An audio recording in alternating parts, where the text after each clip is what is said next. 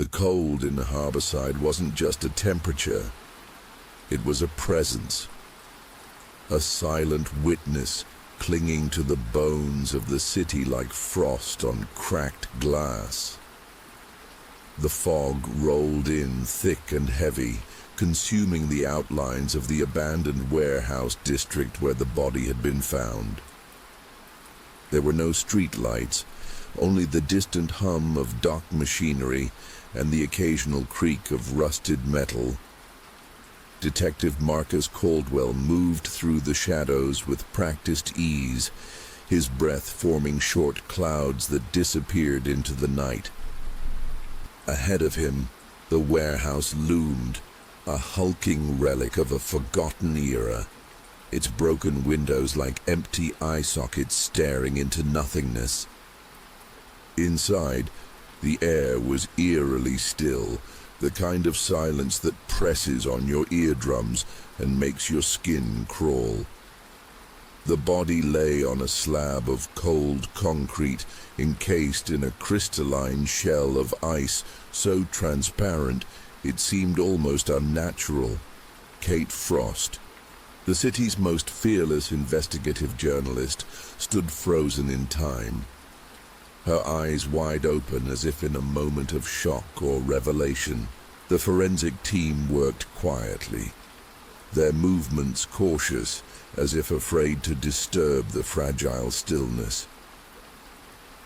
Marcus's gaze lingered on the fine frost patterns that traced the delicate veins of her skin, patterns that resembled a map of the secrets she had uncovered.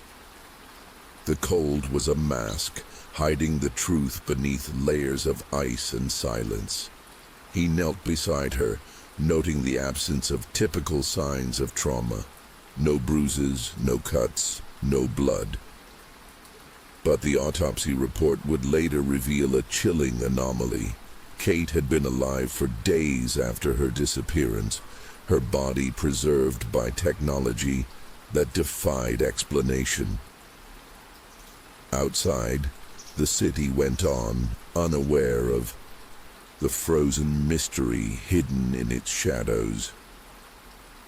The corruption Kate had been pursuing was a monster with many heads, and her death was just the beginning of a deeper, darker story. Marcus stood up, the weight of the matter like the cold itself. Somewhere, in the labyrinth of the city's underground, the truth waited, frozen but not forgotten. This was no ordinary murder. This was a message, a ritual, a warning etched into the ice. And Marcus Caldwell is about to find out just how deep the cold can cut. The night deepened, the fog thickening, consuming the edges of the city like a living thing. Marcus lit a cigarette, the flame briefly illuminating the sharp lines of his face, hardened by years of chasing ghosts in the dark.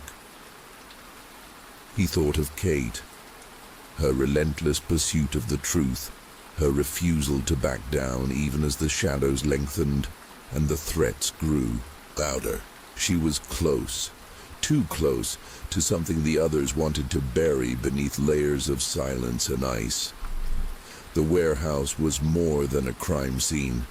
It was a tomb, a sanctuary of secrets frozen in time. Marcus's fingers brushed the icy surface surrounding Kate's body, feeling an unnatural chill seeping into her skin, a chill not just physical, but spiritual. He knew the path ahead would be dangerous. The city's elite had claws that dug deep, and their influence extended to places where the light dared not go. As he stepped back into the night, the fog seemed to whisper warnings, and the cold followed him like a shadow. The game has begun. The pulse of the city was a distant hum, muffled by the thick fog that clung to every surface. Marcus's mind worked, piecing together the fragments of Kate's last days. Her articles had been sharp, cutting through the veneer of politeness to reveal the rot beneath.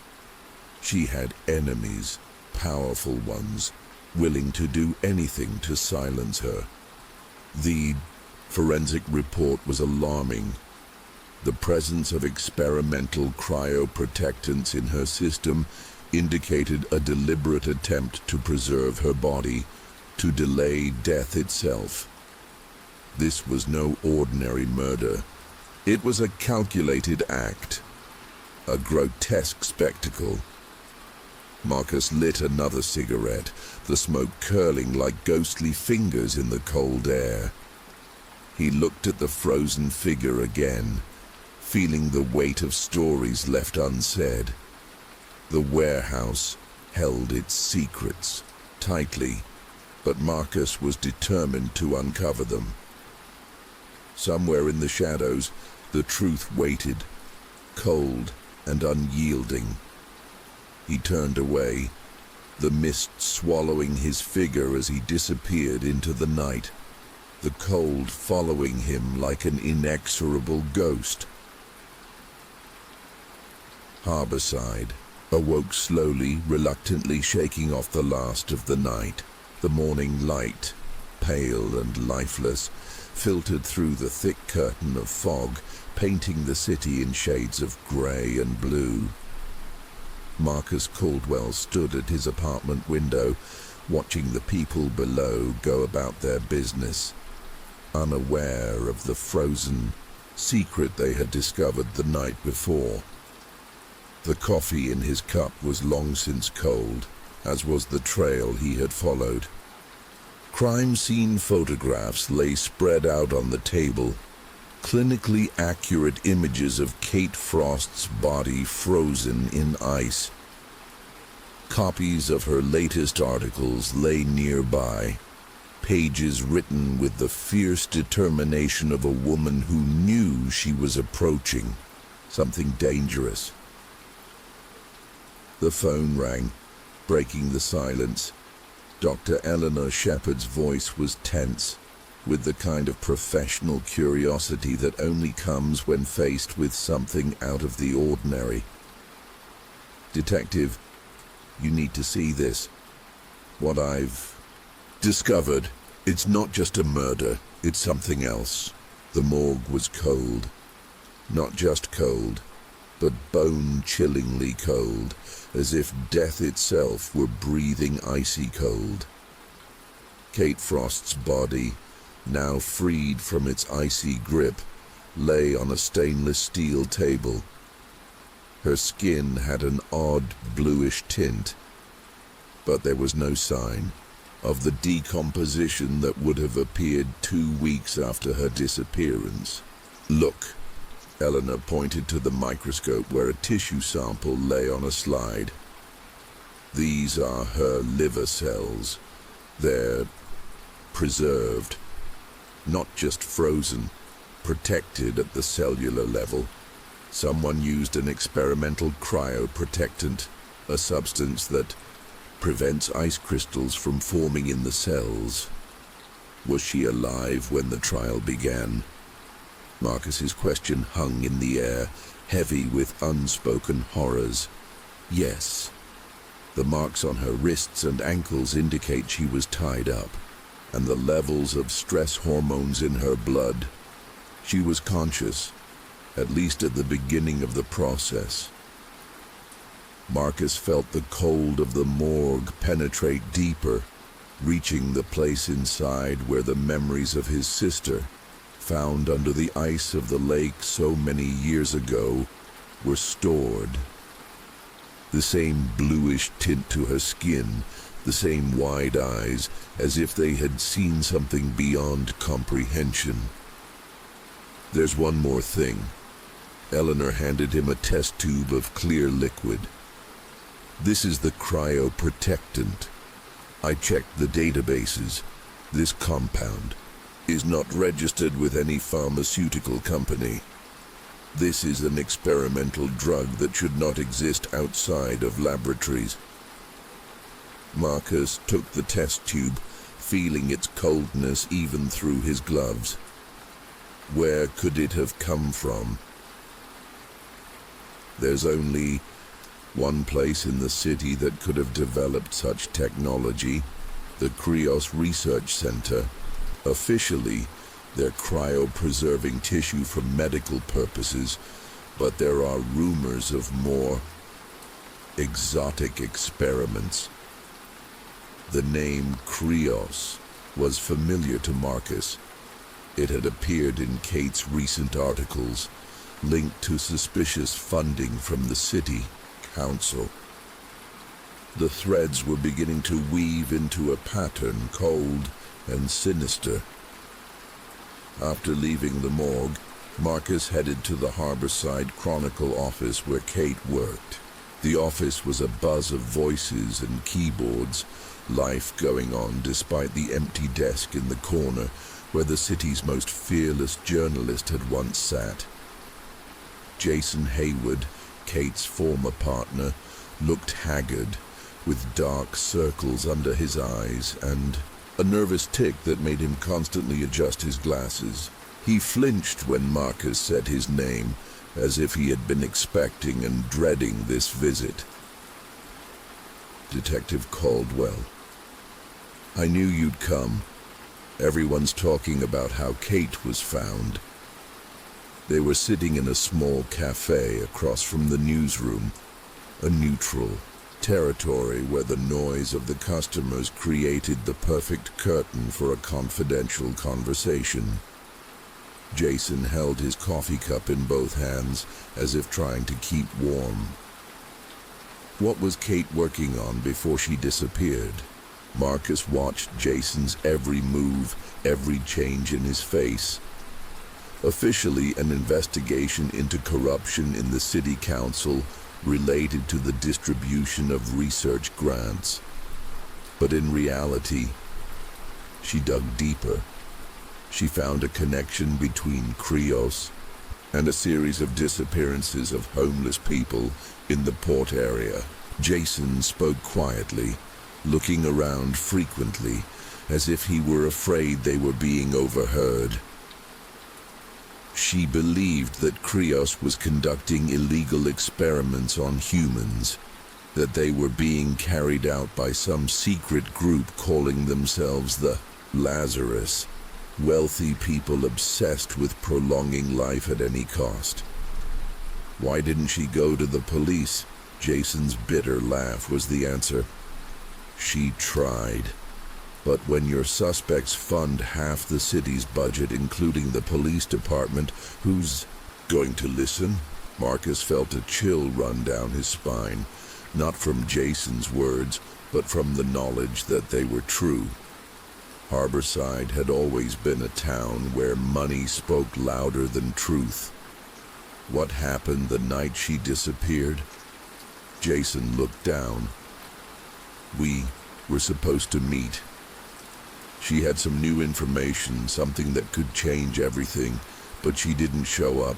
I called, I wrote, and then I just waited, like a coward. There was something else in his voice besides guilt. Fear, deep and primal, the fear of a man who knows more than he says. Leaving the cafe, Marcus headed to the next stop on his investigation, the Cryos Research Facility, which towered over the city like a monolith of glass and steel. The building was the epitome of cold efficiency, with its minimalist design and almost complete lack of windows, a fortress of science sealed off from the world. Professor Victor Stern, the founder of Cryos, received Marcus in his top-floor office overlooking all of Harborside. He was tall, with impeccable posture and piercing blue eyes that seemed to see right through you. Detective Caldwell, to what do I owe this unusual visit? His accent betrayed his European origins and his manner of speaking, his habit of power. I'm investigating the murder of Kate Frost. You may have heard, the journalist found frozen. A terrible tragedy. Stern's face remained impassive. But I don't see what this has to do with cryos. Marcus pulled out a photo of a vial of cryoprotectant. This substance was found in her system. An experimental cryoprotectant that our experts say shouldn't exist outside of specialized labs, like yours. Stern glanced at the photograph without apparent reaction. We do work on compounds like that, Detective. To preserve organs for transplants, to store biological samples. But our developments are strictly controlled and never leave the lab without the proper permission. What about Project Lazarus? For a split second, something flashed in Stern's eyes. Surprise, fear. But it was gone so quickly that Marcus wasn't sure he'd imagined it. I'm afraid I'm not familiar with such a project, Detective. Perhaps you've been misled. The conversation continued in the same vein. Polite denials, flawless answers, not a single crack in the facade. But as Marcus was about to leave, Stern said something that made him freeze. You know, Detective, sometimes the truth is like ice. Transparent but distorting what we see through it. And the deeper you dig, the colder it gets. It wasn't a direct threat, but the message was clear. Stop before you go too far. Evening was falling on Harborside when Marcus returned to his apartment. He felt like he was getting closer to something important, but he still couldn't see the full picture. The puzzle pieces were scattered like shards of ice, each one reflecting a part of the truth, but together they didn't quite fit together. He laid out everything he had collected that day on the table. Crime scene photos, Kate's, notes, information about Cryos and its funding, and then his eye caught a name on the list of the center's sponsors. Councilman Robert Chilton, one of the most influential members of the city council. The same name had appeared in Kate's recent articles, where she had hinted at his connection to dubious financial dealings. And now it was appearing again, like a dark thread connecting the disparate elements of the case. A phone call interrupted his thoughts. The number was hidden. The voice on the other end was distorted beyond recognition. Detective Caldwell, if you want to find out the truth about Kate Frost, come to the abandoned Dock 7 at midnight tonight. Come alone. It's your only chance. The connection was cut off, leaving behind beeping sounds and the feeling that the game was becoming more dangerous with each turn. Marcus knew it could be a trap, but he also knew he couldn't pass up the chance to find out the truth. Kate Frost deserved justice, and the city deserved to be freed from the secrets frozen in time. The night promised to be cold, perhaps the coldest in his life. Night was never truly dark in Harborside. Even in the darkest hours, the city glowed with a ghostly radiance, the reflection of streetlights in the fog, neon signs flickering through the drizzle, the cold sheen of damp asphalt. But to Marcus Caldwell, this night felt especially impenetrable, as if the darkness itself had deepened in anticipation of the end. Dock 7 had been abandoned years ago when new technology made the old loading systems obsolete. Now it was a place of rust and neglect, where waves crashed against crumbling pilings and the wind howled through empty warehouses. The perfect place for a meeting that should never have happened. Marcus moved carefully, every step measured, every sound analyzed. The gun in his holster felt heavier than usual, as did the weight of the decisions he had to make that night. He hadn't told any of his colleagues about the call, not because he believed the warning to come alone, but because he was no longer sure whom he could trust. The warehouse at the edge of the dock greeted him with the creak of rusted hinges. It was dark inside, except for a thin shaft of moonlight that filtered through a hole in the roof, casting a ghostly circle on the concrete floor. A woman stood in that light, thin with cropped hair and eyes that held a mixture of fear and determination. "Dr. Lillian Reed," she said quietly, making no move to approach. "I worked at Krios until last year, until I realized what the project had become." Her voice trembled, but not from the cold, from memories that seemed to cause physical pain. It started as a noble idea, developing technologies to preserve organs, to extend life. But then Lazarus appeared, not just a project, but a cult, a sect of the rich and powerful, obsessed with the idea of immortality. She took a flash drive out of her pocket and placed it on the box between them. "Here's everything Kate collected, and what I was able to take out of the lab. They were experimenting on people, Detective, on the homeless, on undocumented immigrants, on those who no one would look for." Marcus took the drive, feeling its weight, not physical but moral, the weight of a truth that could destroy lives, including his own.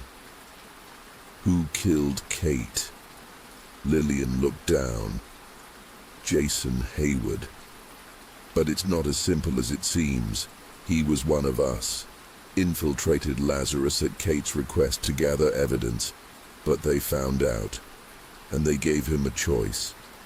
Kill her, or watch his sister die. Marcus remembered Jason's nervousness, his shaking hands, his eyes full of unspoken guilt. It made sense now. Not just the fear of a witness, but the agony of a traitor forced to choose between two unbearable options. But he didn't just kill her, Lillian continued.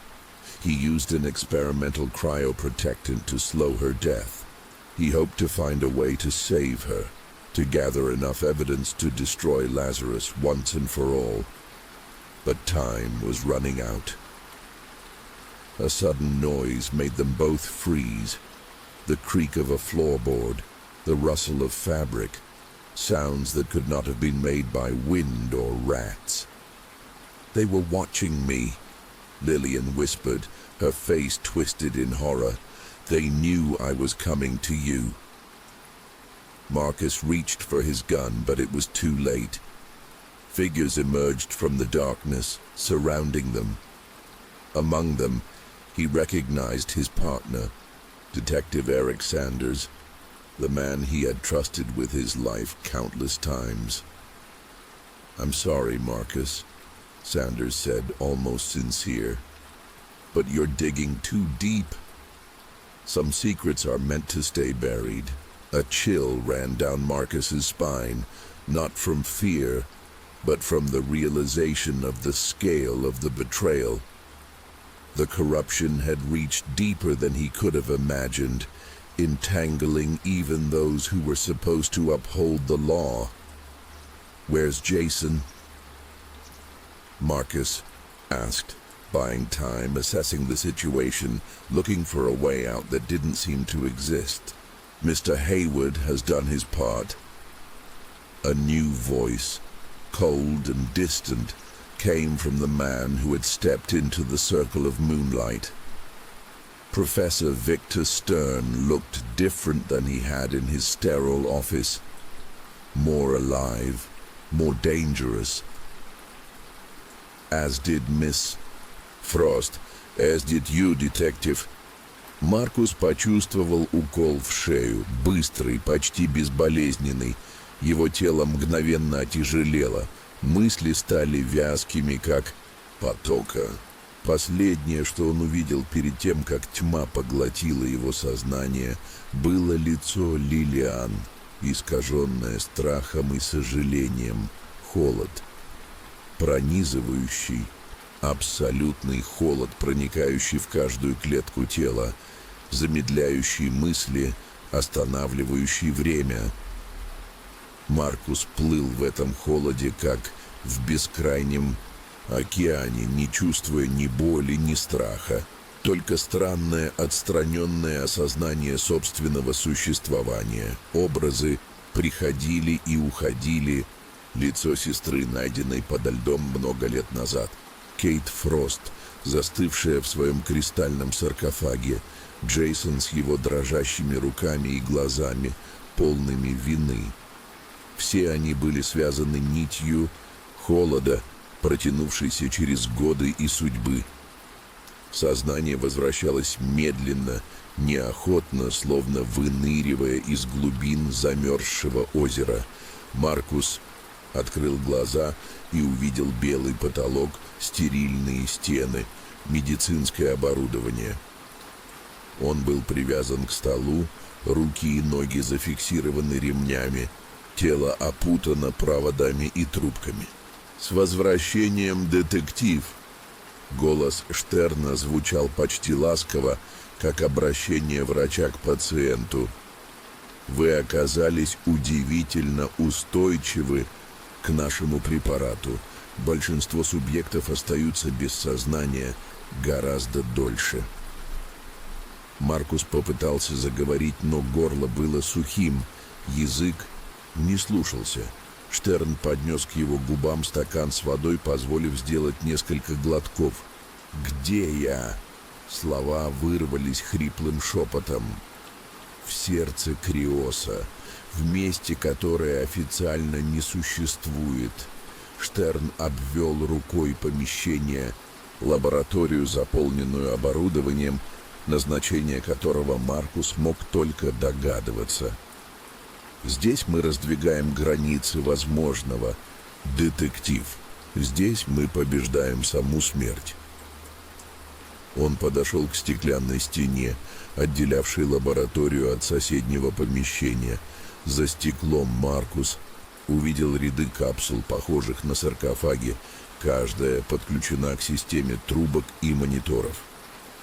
В некоторых можно было различить человеческие фигуры, застывшие во времени. «Лазарь — не просто исследовательский проект», — продолжил Штерн. Его голос наполнился почти религиозным восторгом. «Это будущее человечества. Представьте мир, где смерть не конец, а лишь временное состояние, где величайшие умы могут быть сохранены, чтобы продолжить свою работу в будущем, где болезни и старость больше не имеют власти над нами».